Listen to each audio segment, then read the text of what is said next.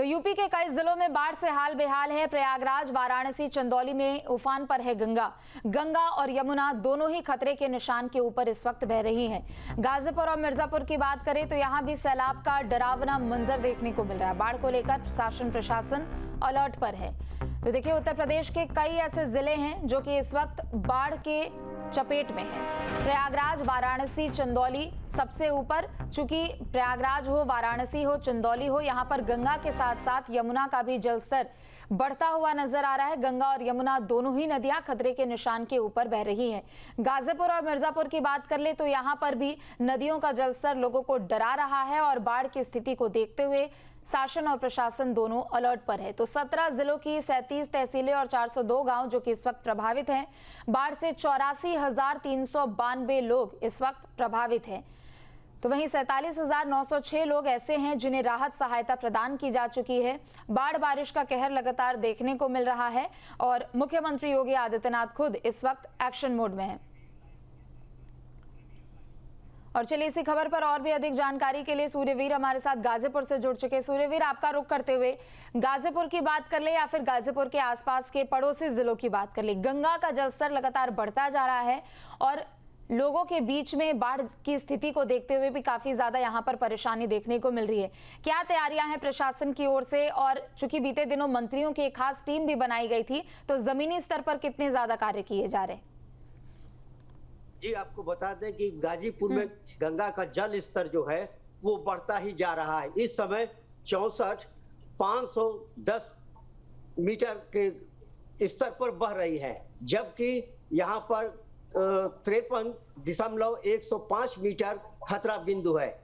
इससे लगता है कि 1 मीटर से ज्यादा वो ऊपर बह रही, जिससे तटवर्ती इलाकों में काफी पानी घुसा हुआ है और वहां पर तबाही मची हुई है। जैसे सेवराई तहसील है, आप मेरे सेवराई तहसील में 4 गांव मैरून हो चुके हैं और 27 गांव जो हैं वो अब तक प्रभावित हुए हैं, जहां पर जनजीवन अस्त व्यस्त चल रहा है। पूरे देखें तो 5 तहसीलों में, गाजीपुर के 5 तहसीलों में सैदपुर, सदर, मोहम्मदाबाद, जमानिया, सेवराई को ले तो उसमें 57 गांव प्रभावित हुए हैं जो बाढ़ से ग्रसित हैं और वहां पर राहत कार्य दिया जा रहा है। आप मेरे पीछे देख सकते हैं, शहर से सटा हुआ ये जो गांव है पत्थर घाट, यहाँ भी गंगा का जल पूरा भरा हुआ है और धीरे धीरे ये बस्ती की तरफ बढ़ रहा है। आप आइए हम बात करते हैं, यहाँ पर कुछ लोग मेरे साथ हैं, उनसे बात करते हैं।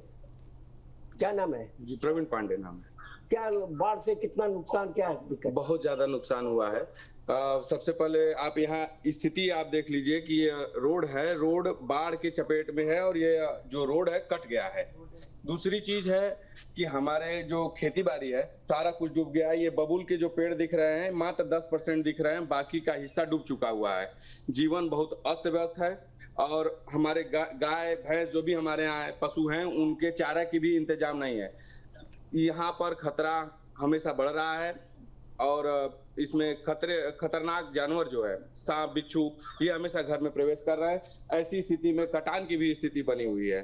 तो क्या चारा यहाँ पर जिला प्रशासन द्वारा कुछ व्यवस्था की गई? अभी तो नहीं, अभी कोई प्रशासन आया भी नहीं है यहाँ पर और कोई जांच अभी ऐसी हुई नहीं है। आपका सुना? राजकुमार को। तो बाढ़ को देखते हो, क्या कहेंगे, क्या लग रहा है? बाढ़ का जमीन गई, क्या हुआ? इस बार तो बाढ़ बहुत ज्यादा आगे ऊपर आ गया। अब तो हम लोग का घर गिरने वाला है, घर के अंदर पानी पर प्रवेश करने वाला है।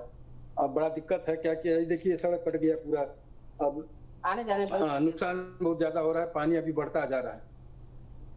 ये है यहाँ पत्थर घाट पर स्थिति कि यहाँ पर पानी बढ़ रहा है और उसके अलावा जिला प्रशासन का कोई प्रतिनिधि यहाँ पर अभी तक नहीं पहुंचा है।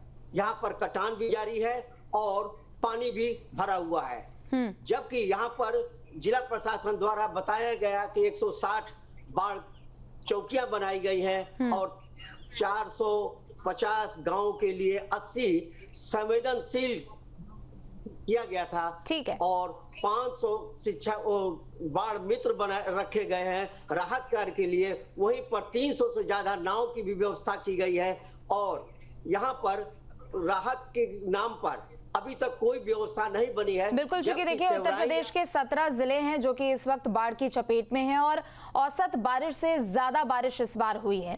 कौन कौन टीम 11 में शामिल है, पहले उनके नाम आपको बता देते हैं। नंद गोपाल गुप्ता नंदी, जो कि प्रयागराज, बांदा और मिर्जापुर की उनको जिम्मेदारी दी गई है ताकि वहां जाकर बाढ़ प्रभावित इलाकों में वो जाए।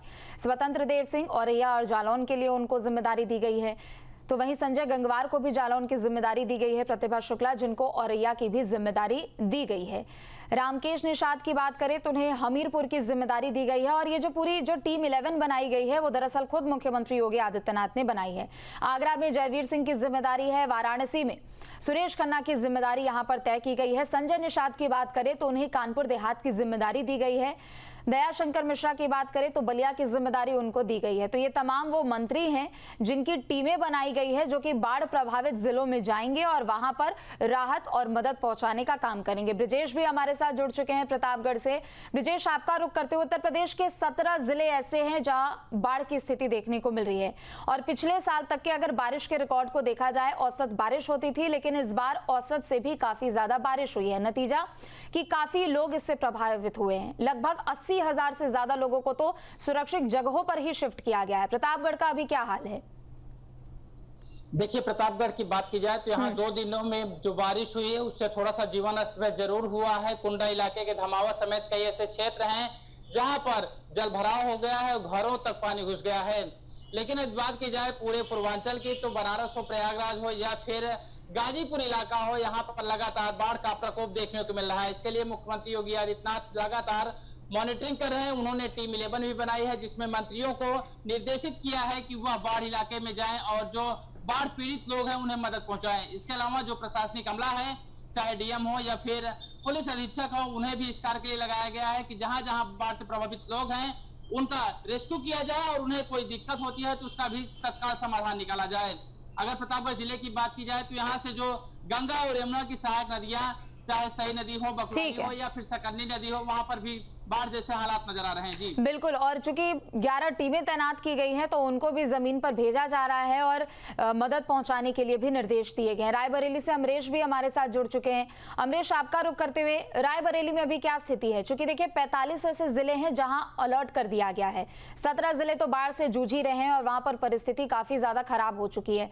लिहाजा रायबरेली में कैसी तैयारी है, तस्वीरें भी दिखाइएगा।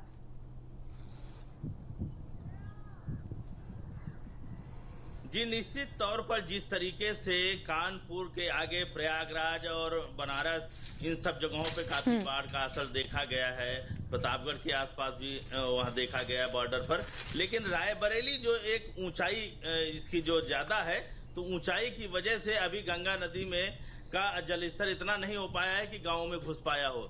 अभी फिलहाल बाढ़ से नीचे गंगा जी बह रही है, बाढ़ के निशान से नीचे है। और गंगा घाट आप देख सकते हैं कि हमारे पीछे अभी गंगा घाट जैसे पहले थे 1 महीने पहले, उसी तरह अभी भी लगे हुए हैं और यहाँ पर अभी बाढ़ जैसे कोई हालात नहीं है। फिलहाल अगर यही हालात रहेंगे तो अगले 4-5 दिनों में, 5 दिनों में यही जिस स्तर से जलस्तर बढ़ रहा है उस हिसाब से अगर बाढ़ बराबर होती रही गंगा नदी में तो 2 दर्जन से अधिक गांव इसकी चपेट में आ जाएंगे। क्योंकि सबसे पहले सरेनी क्षेत्र और डलमऊ क्षेत्र के करीब 2 दर्जन गांव ऐसे हैं जो बाढ़ से प्रभावित होते हैं क्योंकि वो गंगा खतरी के नजदीक बसे हुए हैं। फिलहाल जिला प्रशासन ने पहले ही तैयारी कर ली है और बाढ़ चौकियां बना दी हैं।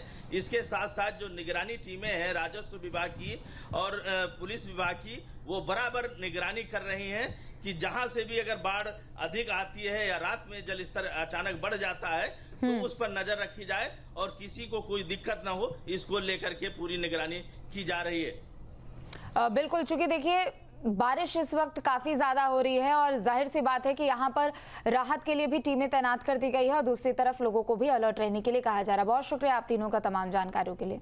जहाँ भक्ति है हर शब्द में, कथाओं में छिपे हैं दिव्य रहस्य और ज्योतिष देता है जीवन को दिशा। धर्म से जुड़ी हर बातों को जानने के लिए हमारे चैनल स्तुति को सब्सक्राइब करें।